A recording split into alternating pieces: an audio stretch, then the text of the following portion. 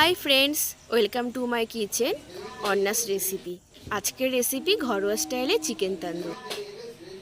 ধুয়ে রাখা চিকেনে আদা রসুন কাঁচা লঙ্কা পেস্ট, লবণ, হলুদ, লঙ্কার গুঁড়ো, সর্ষের তেল, টক দই, তান্দুরি মশলা দিয়ে ভালোভাবে মাখিয়ে 3 ঘন্টা ফ্রিজে রেখে দেব।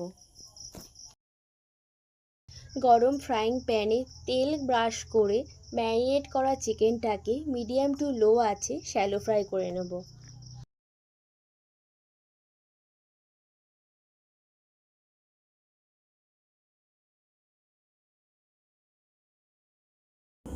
চিকেনটা শ্যালো ফ্রাই হয়ে গেছে, নামিয়ে নিলাম। এরপর চিকেনটাকে মিডিয়াম টু লো আঁচে তেল ব্রাশ করে সেঁকে নেব।